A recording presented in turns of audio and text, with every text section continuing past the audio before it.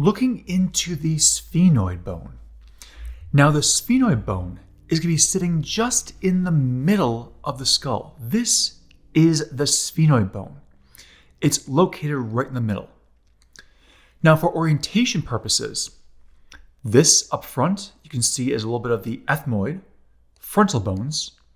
So this is the anterior side. This back here is the posterior side. You can see the foramen magnum right there. So the first thing of the sphenoid bone is it contains the sphenoid sinuses. Now, just like the rest of the sinuses, we cannot actually see them on these plastic skulls. Just know they are contained inside the sphenoid bone. So the first landmark is going to be the sella turcica. This indent right here, so it's kind of like a little shallow indent. You can see the probe is going inside of it. That is the sella turcica.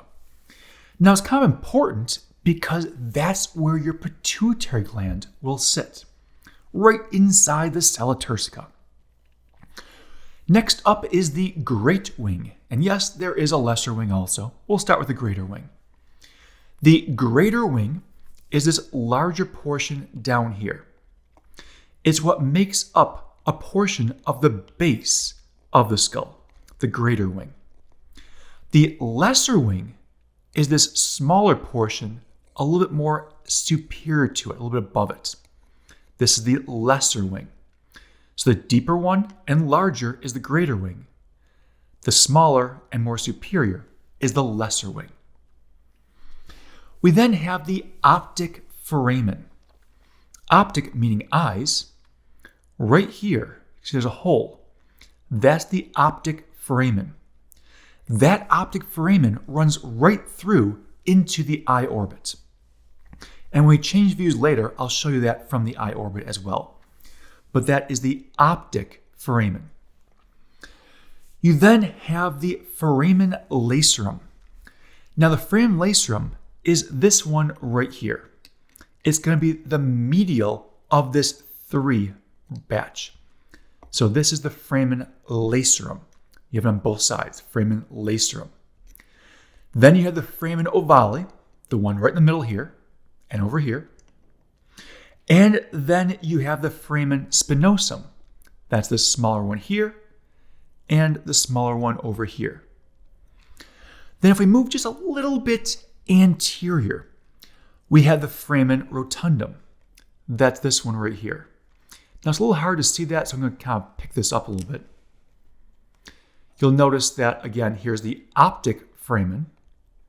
This one right there is the foramen rotundum. So it's a little bit more anterior than the previous 3.